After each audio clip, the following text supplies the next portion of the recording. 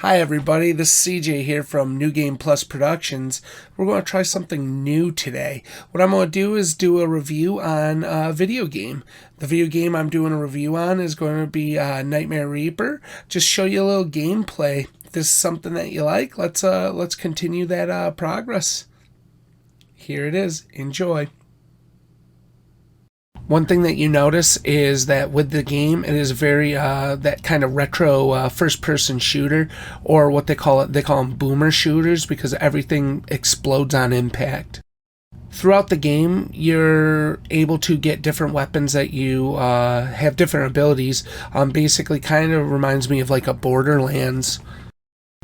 Everything's randomly generated and procedurally generated, so what's nice about that is you actually can go through and not have the same experience that you've had on each one of these. It also has some fun little gameplay mechanics that you don't see in a typical shooter game. I actually found out about this game because of a YouTube person called Civi11, who does a lot of these boomer shooters and like Duke Nukem, Quake, and things like that. So I decided to give it a test. What a fun game, and I'm glad I picked it up. There are multiple updates, so you're not just in the hospital. From what I've seen in other gameplay elements, the stuff you're seeing now is just the beginning of it. I didn't go through the whole game. The monster types are definitely different variables.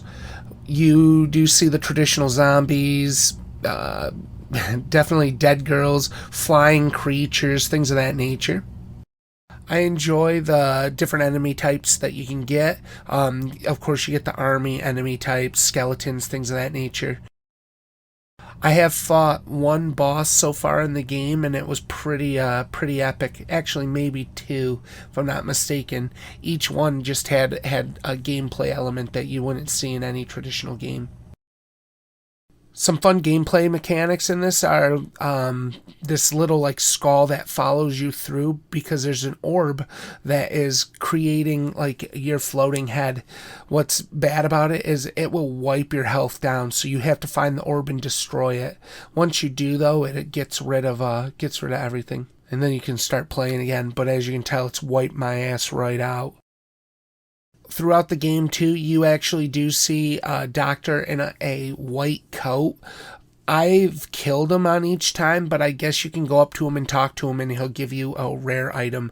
So next gameplay, I'll make sure to do that. So this game takes place so far in a mental institution where you really don't get much of a backstory of what's going on, other than the person may or may not have killed multiple people and destroyed some homes. Who knows? But what I would say, it's all out just a crazy fast-paced game that has a lot of replay value. I like that after you complete a mission, you go back to your room and another page is unlocked with some more info on what happened to your girl. It looks like the doctor that's working with her wanted to use it as a high-profile case, and then is starting to regret his decision. God damn, there's a lot of explosion, blood, and guts. Everywhere you turn, you feel like you're just in The Shining with the elevator of blood, because there's blood everywhere. Secrets in this game involve cracked walls, so you want to pay attention to it. Sometimes it does make it a little harder to see these cracked walls, but if you kick them down, they're going to have extra treasure in them. So there's what your skill tree looks like in your weapons, so you can actually go in and see what's going on. You have ways to get your achievements and everything for it. Each level that you play off of those mini games too has something that it'll do, like max armor, max health, how much money you pick up, rarity of weapons, how much ammo you get for those weapons, and things like that. I love the little Mario World 3, like those type Super Mario Brothers 3, those world maps. It's definitely a fun homage to that game, or homage. It also has the hopping where you have to jump on them, so you don't get the weapons in order to kill the enemies in this bonus feature. Makes upgrading your character feel not like a chore. It actually gives you that feeling of, like, accomplishment. This system in this game is very unique because it is actually a upgrade system to where you play a false Nintendo Game Boy Advanced, and in order to do it, it does a lot of platforming like Mario.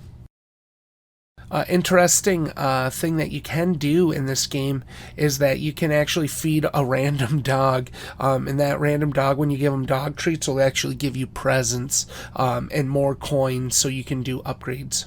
Another little fun element to this is that you only get to keep one weapon, and it can only be a level 1, so it won't break the game or anything. But throughout there, they have different types of weapons, kind of like what the Borderlands games would have, where you have legendary weapons, you have, rare weapons, and so on and so forth. The weapon that I pretty much kept throughout this whole playthrough that you see is a shotgun. The shotgun was it's one of the rare level 1s, and it's got explosive damage and leeching damage to get you some health. Another cool weapon is the spellcasting books, which you do have in this game, regular type of fire and a secondary rate of fire. The health system is something that's really fun, and a lot of the weapons are a really quick move sort of weapon. You get your traditional explosive rounds, you get your melee, which that's my favorite part of the game, which is a chainsaw with a grappling hook, so you pretty much can grapple onto anything, including saving your ass from falling off of a cliff.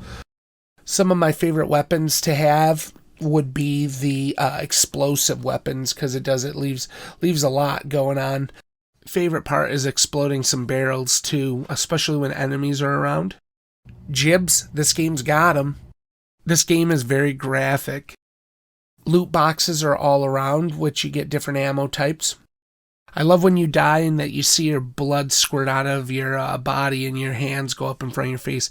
It really is a fun touch to this game. The first time I saw it, I about shit my pants.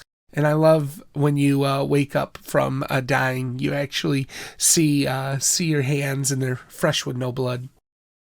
You can die a lot in this game. It is definitely unforgiving, so just make sure that you keep an eye on that, and make sure that you're trying to get as much life as you can.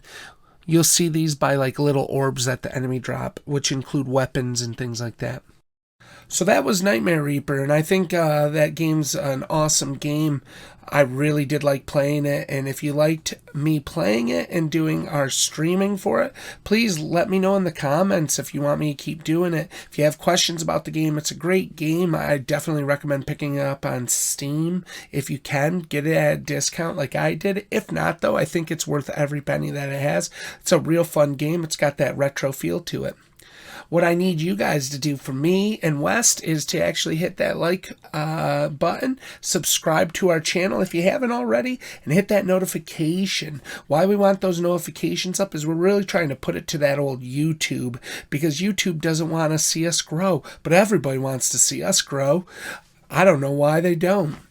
Also, what I would say too is please leave comments into our videos. That also helps that YouTube algorithm to actually show that people are talking to us. I do want to thank everybody that has commented in the past. Let's keep up that great momentum. And then the last thing, I think, other than commenting and all that, join our Discord. If you haven't already joined our Discord, we're trying to do game nights. We talk. We got our loyal followers that are in Discord with us right now, and we want to invite you to that. Let's make a community out of it. If there's anything that you want me to add to Discord, let me know and we'll do that. Thanks so much for watching. I really do appreciate it, and have a great night, and let me know if you like this, and let's keep this moving. Happy New Year, and thanks again for everything. Peace. Bye.